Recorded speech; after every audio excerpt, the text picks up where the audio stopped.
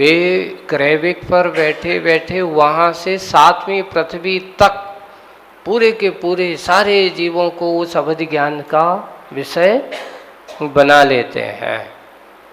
जैसे 7वीं पृथ्वी तक के जीवों के बारे में, क्षेत्र के बारे में, गमनागमन की शक्ति रखने वाले, उन सबको अच्छे से जानने वाले, उनकी शरीर की प्रभा आदि उसका ऐसे वैकृत शरीर के धारी, उनका शरीर कौन सा है? वैकृत शरीर है। इस शरीर को और एक और है, यहाँ एक विशेषता दी है, अणिमा आदि समस्त गुणों से युक्त है। और एक इसमें हेतु उसका अर्थ पूरा स्पष्ट नहीं हुआ, लेकिन उन्होंने कहा 5 प्रकार के पुण्योदय से संपन्न है। नहीं, 5 प्रकार के पुण्योदय से प्राप्त होने वाले अहमेंद्र है। तो 5 प्रकार का पुण्य कौन सा है? तो उन्होंने कहा सबसे बड़ा पुण्य प्रकृति अगर है तो 5 महाव्रत, 5 अणुव्रत, इनसे ही अहमेंद्र का पद प्राप्त होता है। कभी भी श्रावक अहमेंद्र पद को प्राप्त नहीं कर सकता। तो यहाँ उसका अर्थ ये होना चाहिए 5 प्रकार के पुण्योदय से प्राप्त होने वाला, अर्थात 5 महाव्रतों का सबसे बड़ा महान पुण्योदय है कि मुनि बनकर के उन्होंने समाधि मरण किया और समाधि मरण करके अपने आत्म सुख को प्राप्त करने वाले ऐसे अहमेंद्र, इंद्रिय सुख को पूर्णतया प्राप्त करने वाले ऐसे अहमेंद्र पद को प्राप्त किया। वहाँ पर पूरे के पूरे 23 सागर की आयु को व्यतीत करके, कहाँ से? अधोग्रैविक कहो या प्रथम ग्रैविक कहो, वहाँ से अब आगमन होता है। किनका? तो बोले कि जम्बूद्वीप के भरत क्षेत्र में श्रीवस्ती, कहाँ पे? श्रावस्ती भी कहते हैं, हाँ श्रावस्ती नगरी के राजा हैं दृढ़रथ, दृढ़राज था। राजा का नाम क्या था? दृढ़राज। और एक दूसरा जितारी भी नाम मिलता है, शायद तिलोपन्नति आदि में जितारी शब्द का भी प्रयोग मिलता है, इसलिए दोनों को। तो यहाँ दृढ़राज राजा, वहाँ पर जो इक्ष्वाकु वंशी है, काश्यप गोत्री है, अजितनाथ भगवान की भी वही है और इनका भी वही है। ऐसे काश्यप गोत्री, उनके शरीर की कांति बहुत ही उत्तम है, उत्तम थी। इनकी रानी का नाम सुसेना, क्या नाम है? माता का नाम सुसेना, स्त्री का नाम था। जो पूर्वोक्त देव के अवतार लेने बार ऐसे 6 माह बाकी रहे, कहाँ के? उस देव के 6 माह बाकी रहे। तो तब सुसेना की रत्न वृष्टि आदि महात्म को प्राप्त हुई, और ऐसे महात्म को प्राप्त होकर के फागुन शुक्ला अष्टमी के दिन प्रातः काल के समय मिक्षरारा नक्षत्र के पुण्योदय में रानी सुसेना ने 16 स्वप्न देखे। रानी सुसेना ने क्या क्या देखे? 16। कौन से? फागुन शुक्ला अष्टमी के प्रातः काल के समय। नक्षत्र कौन सा है?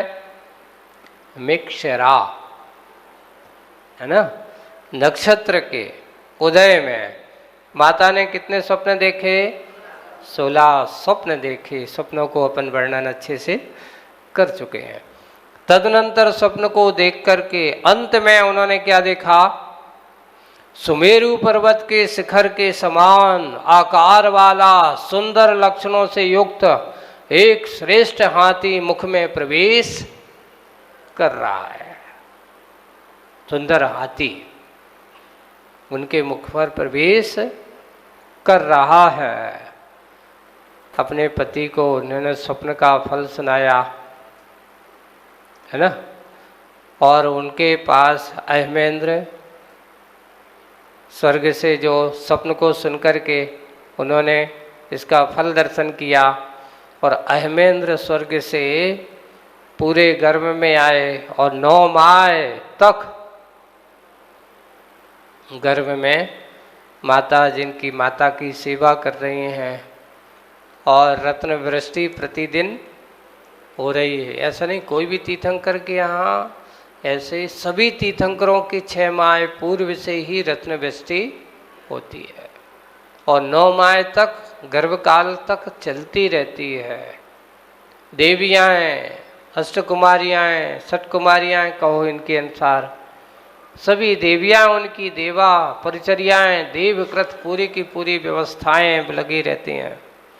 ऐसे उनको पूरे 9 माह तक उनकी सेवा परिचर्या चलती रही।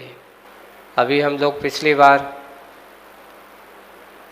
तलवाड़ा में थे, वहाँ के मूल नायक भगवान थे संभवनाथ भगवान। मूलनाथ भगवान वहाँ पर संभवनाथ भगवान है। और ऐसे संभवनाथ भगवान का जो कार्तिक शुक्ला पूर्णिमा यानी कार्तिक अष्टमी के जो अष्टानिका का अंतिम दिन है, उस अंतिम दिन पर ऐसे भगवान जो उनका उस समय नक्षत्र कौन सा है, तो उस समय नक्षत्र उसी वही नक्षत्र जिसमें गर्भ में आगमन हुआ था, ऐसे गर्भ में आगमन होने वाले मिक्षरा नक्षत्र के सौभाग्य योग में, योग कौन सा है, सौभाग्य योग ना, नहीं सौम्य योग, सौभाग्य नहीं, सौम्य योग में, सौम्य योग में ऐसे 3 ज्ञान से युक्त अहमेंद्र स्वर्ग से पूजित जो ऐसे पुत्र का जन्म होता है, ऐसे संभवनाथ भगवान का जन्म कल्याणक भी कौन से, कार्तिक शुक्ला पूर्णमासी के दिन विशेष रूप से मनाया जाता। इसलिए ऐसे जन्म कल्याणक का उत्सव हुआ। हो जाने पर उनका नामकरण क्या किया गया, संभव। उनका नामकरण किसने किया, तो संभवनाथ प्रसिद्ध हुए। इंद्रों ने उस समय भगवान संभवनाथ की इस प्रकार की स्तुति की कि हे संभवनाथ, तीर्थंकर नाम कर्म के उदय के बिना ही केवल आपके जन्म से ही आज जीवों को सुख मिल रहा है, इसलिए आपका नाम संभवनाथ सार्थक है। उत्तर पुराण में ये लिखा, आपका नाम सार्थक है। ऐसे सुंदर सुंदर लक्षणों से युक्त संभवनाथ भगवान का जन्म हुआ।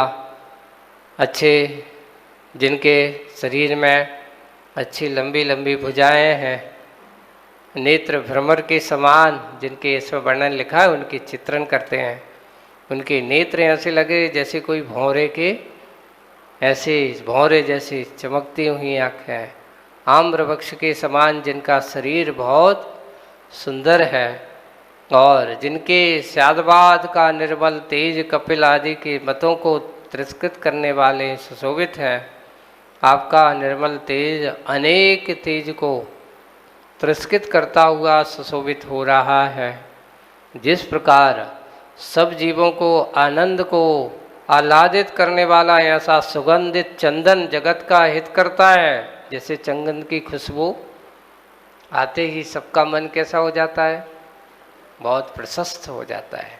ऐसे ही भगवान आप उसी प्रकार आप भी उस चंदन की तरह हैं। आपके ये 3 प्रकार के ज्ञान जगत हित के कार्य हैं। ऐसे संभवनाथ भगवान के प्रति स्नेह बढ़ाते हुए राग भाव दीपक के समान हो और जाकर के उनकी स्तुति करता है। उनका मेरू पर्वत पर ले जाकर के क्या करता है वो इंद्र, जन्माभिषेक करता है। अपन सोचते हैं महाराज जी ये जन्माभिषेक क्या जरूरी है, तीर्थंकरों की इस महिमा को। यहाँ पर एक विशेष है, उस पुण्य प्रकृति का महत्व ही ऐसा है कि देवता गण उनके अंदर की भाव विशुद्धि, उनके अंदर की इस प्रकार का स्तुति आदि करते हुए वे स्तुत्य वहाँ सुमेरु पर्वत पर ले जाते हैं। और जब उनका अभिषेक करते हैं, अभिषेक करके कहते हैं उस समय उस तीर्थंकर वो इंद्र के अंदर इतनी विशुद्धि बढ़ती है, इतनी विशुद्धि बढ़ती है कि वही विशुद्धि का कारण उसका एक संसार का भाव एक भाव में परिवर्तित हो जाता है। उस तीर्थंकर की महिमा को, कल्याण को खाने से ऐसा। और भरत क्षेत्र के तीर्थंकरों का ऐसी स्तुति करते हुए वह अभिषेक पूजन करता है। हमने आपको बताया था कि जैसे यहाँ पर अपना सौधर्म इंद्र मुख्य है ना, तो ऐरावत क्षेत्र में कौन सा इंद्र मुख्य है? ईशान इंद्र मुख्य है वहाँ पर। वहाँ का प्रभारी कौन है? ईशान इंद्र है। यहाँ का प्रभारी कौन है? सौधर्म इंद्र। इसलिए अपन वही कोई भी कार्यक्रम करते हैं तो सबसे पहले प्रमुख पात्र किसको बनाते हैं? सौधर्म इंद्र को। ऐसा। और वैसे तो चारों इंद्र की कल्पना। और सानत कुमार महेंद्र आदि को विदेश क्षेत्रों का प्रभारी बनाया जाता है। अब आप कहो एक क्षेत्र पे पूरा का पूरा नेतृत्व करते हैं, वहाँ पे जो भी तीर्थंकर का जन्म हो पूरे पांचों भरत पर सौधर्म इंद्र जा कर के करेगा, पांचों ऐरावत क्षेत्र पर ईशान इंद्र करेगा, और पूरे के पूरे विदेश क्षेत्रों पर सानत कुमार और महेंद्र आदि का विशेष रूप से। तो महाराज इनका क्षेत्र ज़्यादा हो गया। बताओ, इसमें देखा जाए अगर विचार करो, सबसे ज़्यादा तीर्थंकरों के महोत्सव मनाने का कार्य कौन करता है? सौधर्म इंद्र के सानत कुमार महेंद्र है। क्यों? इसके पास तो 5 भरत और 5 ऐरावत हो गए, सौधर्म और ईशान के पास। लेकिन सानत कुमार और महेंद्र के पास पूरा विदेश क्षेत्र है। जम्मूद्वीप में भी 32 विदेह हैं, धातकी खंड में 64 विदेह हैं, और फिर उसके बाद पुष्करार्ध भरद्वीप में कितने विदेह हैं? 64। पूरे 160 विदेह होते हैं। 32 जम्मूद्वीप में, 64 धातकी खंड में, 64 पुष्करार्ध में। इन सबको मिला देते तो कितना हो जाता है? 160। और 5 भरत के और 5 ऐरावत के। इसलिए इस प्रकार हो जाती पूरे 170 कर्म भूमियाँ, जहाँ से यह जीव मनुष्य गति को प्राप्त करके मोक्ष को जा सकता है। और कोई जगह नहीं जहाँ से मोक्ष जाने। ये 170 कर्म भूमियाँ ही हैं जहाँ से मोक्ष जाने का रास्ता खुला हुआ है। वर्तमान में कहाँ खुला हुआ है? तो 160 विदेश क्षेत्र आज भी तुम्हारे लिए रास्ता साफ करे बैठे हुए। आप यहाँ से जाओ विदेश क्षेत्र में, वहाँ के मनुष्यों में उत्पन्न हो जाओ, और वहाँ जाकर के भगवान का समोचरण लगा हुआ है। हमेशा कम से कम 20 तीर्थंकर तो रहेंगे। इन 160 में कम से कम कितने तीर्थंकर? इसलिए आज अपन जो करते ना 20 तीर्थंकर, विद्यमान श्री 20 तीर्थंकर सिद्ध प्रभु के गुण गाऊं, तो इससे कम कभी नहीं होगा। ज़्यादा भी हो सकते हैं, लेकिन 20 से कम कभी भी विदेश क्षेत्र में, सारे विदेश 160 में से कम 120 में से 20 तीर्थंकर तो होंगे। इसलिए वो विद्यमान 20 तीर्थंकर जो पूजन बना दी, कम से कम की तो ले ली, ज़्यादा से ज़्यादा जितने भी हैं सबका हो जाता है। अब अभी तक ऐसा कहा जाता है कि एक अजितनाथ भगवान का तीर्थकाल ऐसा था जहाँ पर पूरे के पूरे विदेश क्षेत्रों में और कर्म भूमिकों के यहाँ के 5 भरत और 5 ऐरावत क्षेत्र में सभी जगह तीर्थंकरों के भगवंत का विहार हो रहा था। उनके काल में 170 तीर्थंकरों का विचरण हो रहा था। कोई भी नगरी खाली नहीं थी। इसका चित्रण आप कभी ईडर जाना, अब आप लोगों को बता देते हैं। आप लोग कभी दर्शन जाते हो गुजरात में दर्शन करने, ईडर गए कभी दर्शन किए? और पहाड़ के ऊपर एक मंदिर है। आप कभी तारंगा जाना तो वैसे घूमते हुए ऐसे आ जाना, ईडर वगैरह करते हुए, है ना। तो ईडर में पहाड़ के ऊपर मंदिर है, वहाँ पर एक चित्र बनाया हुआ है जो अजितनाथ भगवान के शासनकाल में सभी नगरियों में सभी तीर्थंकरों के विहार का चित्रण किया है वहाँ पर, 170वें तीर्थंकरों का। इसलिए आप लोगों को बता देते हैं कि गुजरात में अभी तक और कहीं मिला नहीं मुझे आज तक। गुजरात की एक विशेषता आप लोगों को बता देते हैं कि विहार करते करते लोगों का चिंतन, और वहाँ पर एक शैलपट्ट वहाँ पर चित्र पर ऐसा चित्रण किया हुआ है। तो कभी यात्रा करने जाए तो आप जरूर जाना ईडर। और ईडर में ऊपर पहाड़ के मंदिर के ऊपर और भी वहाँ पर पांचों मेरू की कल्पना भी की गई है, वहाँ से चित्र ऐसे बनाए हुए हैं। तो उनका कल्पना करते जैसे ही अपन ऊपर जाएंगे, पहाड़ का पुराना मंदिर है, तो आपके दाएं हाथ पर जाओगे भगवान के, भगवान का बायां हाथ हो जाएगा आपका दाएं हाथ पे। तो वहाँ दीवार पर ऐसा बना हुआ है। अभी तो काम चल रहा था तो थोड़ा सा बंद था और लोगों ने खोल के देखा तो वहाँ पर काम हो रहा। तो ऐसे 170 तीर्थंकरों के बिहार का क्षेत्र, ऐसे विदेश क्षेत्रों पर वहाँ कल्पना की गई है। तो ये संभवनाथ भगवान का जन्म कल्याणक होते हुए जब इंद्र ने जाकर के उनका अभिषेक किया और अभिषेक करने के अनेक प्रकार की स्तुति की, और स्तुति करने के बाद उसने आनंद नाम का नाटक किया।